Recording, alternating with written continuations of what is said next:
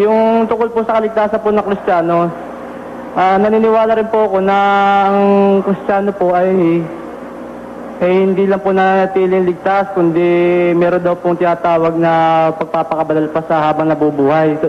Gano'n po ito katutuo po sa Biblia? Alam mo, ang tunay na kaligtasan, yung kaligtasan na nandoon ka na sa point na babaguhin na o binabago na ng Diyos yung iyong katawan. Yun ang kasakdalan ng kaligtasan. No? Pero sa mundong ito, marami kang kaligtasan na pwedeng sabihin. Naligtas ka sa kapangyarihan ni Satanas. Pwede yun. Pero yung naligtas kay Satanas, kung minsan bumabalik kay Satanas yun. Naligtas ka sa kasalanan. Pero minsan, yung naligtas sa kasalanan, bumabalik uli sa kasalanan. May ganun pangyayari. Babasahin ko muna para patunayan ko sa'yo. Sa Kolosas, sa Efeso 2:1 hanggang 5, babasahin natin. At kayo'y binuhay niya nang kayo'y mga patay dahil sa inyong mga pagsalangsang at mga kasalanan na inyong nilakaran noong una ayon sa lakad ng sanglibutang ito, ayon sa pangulo ng mga kapangyarihan ng hangin, ng Espiritu na ngayon ay gumagawa sa mga anak ng pagsuway. Sa gitna ng mga yaon, tayo rin naman ng ibang panahon ay nangabubuhay sa mga kahalayan ng ating laman, na ating ginagawa ang mga pita ng laman at ng pag-iisip. At tayo nooy katutubong mga anak ng kagalitan, gaya naman ng mga iba. Ngunit ang Diyos, palibhasa'y mayaman sa awa, dahil sa kanyang malaking pag-ibig na kanyang iniibig sa atin, bagamat tayo'y mga patay dahil sa ating mga kasalanan, tayo'y binuhay na kalakip ni Kristo. Sa pamamagitan ng biyaya, kayo'y nangaligtas. Ayun, naligtas yun sa biyaya. Saan naligtas? Doon sa kasalanan. Inalis ka sa kasalanan. Dinala ka kay Kristo. Yun. Pero may possibility na yung naalis sa kasalanan, nakakilala kay Kristo, mabalik uli. May possibility yun. Kaya hindi pa sakdal na kaligtasan agad yun eh. You have to continue at ang sakdal na kaligtasan yung katapusan na. Kasi yung nakakilala kay Kristo, pwedeng mabalik uli sa kasalanan. Ikalawang Pedro 2, versikulo 20. Basa. Sapagkat kung pagkatapos na sila'y makatakas sa mga pagkahawa sa sanglibutan, sa pamamagitan ng pagkakilala sa Panginoon at tagapagligtas na si Hesukristo, ay muling mahalubiluhan at madaig niyaon, ay lalong sumasama ang huling kalagayan nila kaysa ng una. Nakatakas na sa pagkahawa sa sanlibutan, nakaalis na sa kasalanan, muling mahalubiluhan at madaig niyaon. Lalo pang sasama ang kalagayan niya kaysa sa una. Ganun yun. Kaya, para lang yan yung TB. Ano po yan? May TB ka, ginamot mo. No?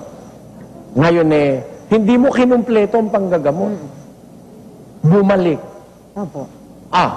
Mas mabigat pagalingin. Ganun pala yun. Mas matindi ang dating niya. Ganon yung kasalanan, Pagka yung kasalanan, naalis ka na, hindi ka nag-ingat, nahalubiluhan ka uli ng sanlibutan, mas matindi ka. Lalong sasama. Lalo pang sasama. Kasi may dahilan yun, kaya lalong sumasama. Kung dati isa lang ang espiritong masama na nasa iyo, nagsama pa yun ng iba, marami ka ng demonyo sa katawan. Basahin natin ng 12:43 ng Mateo. Tatapwat ang karumal-dumal na espiritu, kung siya'y lumabas sa tao, ay lumalakad sa mga dakong walang tubig, na humahanap ng kapahingahan at hindi makasumpong.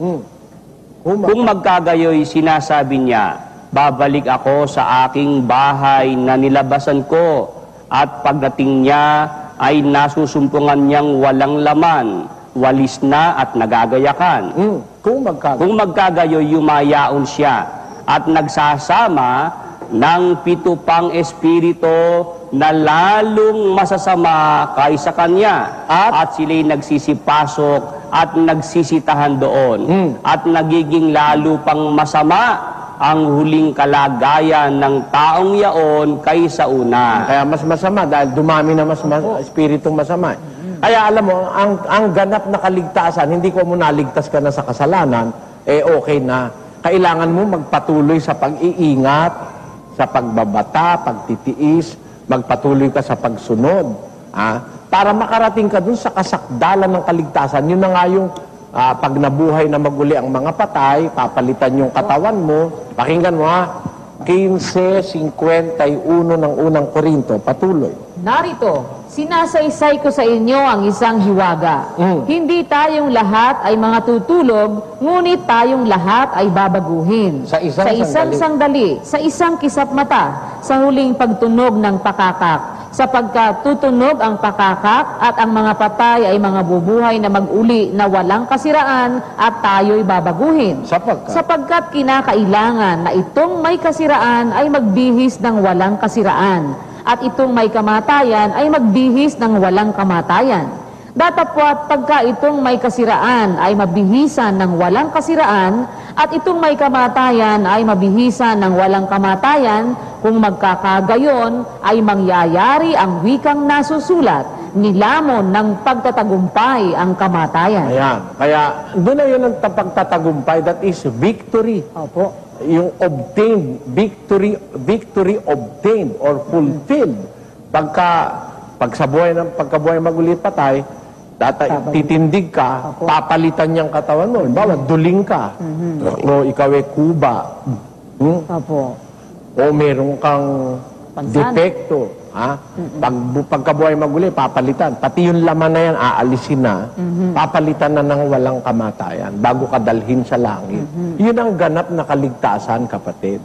Kaya habang naghihintay tayo noon, bawa ngayon, naligtas na tayo sa kadiliman, naligtas na tayo sa kasalanan, nakakapaglingkod tayo sa Diyos, magpapatuloy ka, magtitiis ka para wag kang madiskaril. Kasi maaari ka pang madiskaril Mahalubiluhang muli ng sanlibutan Kaya magtitiis ka at ang sabi, Apokalipsis 2:10. Pakinggan nyo.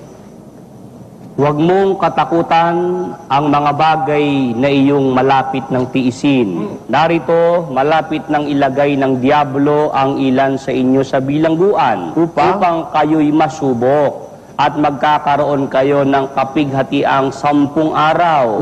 Magtapat ka hanggang sa kamatayan at bibigyan kita ng putong ng buhay. Sabi, magtapat ka hanggang kamatayan. Hindi lang naman basta magtatapat. Nasa 10:22 ng Mateo, sabi ganito. At kay kapopuotan ng lahat ng mga tao dahil sa aking pangalan, tatapot ang magtitiis hanggang sa wakas, ay siyang maliligtas. Ayon, ang magtitiis, ang mananatili hanggang wakas. May translation na nakalagay dyan, mananatili. May translation naman, ang magtitiis hanggang wakas. Ing nibata ang gaman king kapupusan, itimurin miligtas siya. Sa 10:22 naman sa English version, ang sabi, and he shall be hated of all men for my name's sake. But he that endureth to the end shall be saved. Sa Kastila, ang pagkakasulat, y seréis aborrecidos de todos por mi nombre, mas el que soportaré hasta el fin, este será salvo. Ang maliligtas, yung magtitiis hanggang wakas. Yun ang sagot, kapatid. Tama na yun. Maraming salamat po, Brother Eli. Okay, salamat po.